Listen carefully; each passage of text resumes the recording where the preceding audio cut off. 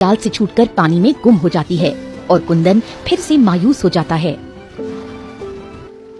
अब मैं क्या करूं? इतनी मुश्किल से तो एक मछली मेरे हाथ आई थी, वो भी मेरे जाल से छूट गई। कुंदन को नदी किनारे बैठे बैठे अब रात हो जाती है।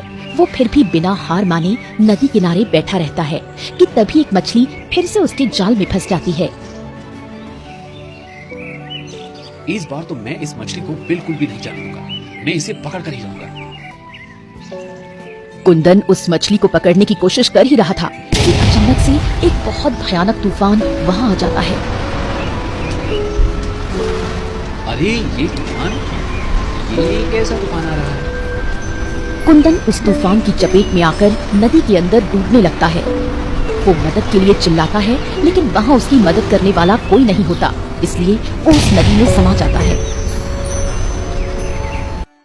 इधर कुंदन के माता पिता बहुत चिंतित होते हैं, क्योंकि आधी रात बीत चुकी थी और कुंदन का कोई अता पता नहीं था।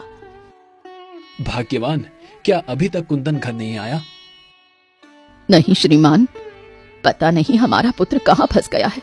वो मुझसे कहकर तो निकला था कि अंधेरा होने से पहले आ जाएगा, लेकिन अभी तक वापस नहीं आया और अब मुझे उसकी बहुत ज्यादा चिंता हो रही है। मैं क्या करूं? क्या मैं उसे ढूंढने जाऊं? अगर मेरी तबीयत ठीक होती तो मैं ही उसे ढूंढने जाता, मगर मैं चल नहीं सकता, इसलिए बेहतर यही होगा कि उसे ढूंढने तुम चली जाओ, लेकिन ज्यादा दूर मत जाना। कुंदन की माँ कुंदन के पिता की बात मानकर उसे ढूंढने के लिए चल पड़ती है कि तभी उसे एक पेड़ के नीचे साधु बाबा बैठे मिलते हैं। प्रणाम साधु बाबा, क्या आपने एक जवान बालक को यहाँ पर देखा है?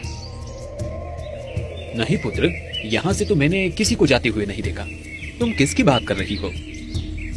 असल में साधु बाबा, मेरा बेटा एक मछुआरा है और सुबह वो मछली पकड़ने के लिए निकला था, लेकिन अब तक घर नहीं पहुँचा। पता नहीं मेरा बेटा किस हाल में होगा। अच्छा, तो तुम्हारा बेटा एक मछुआरा है?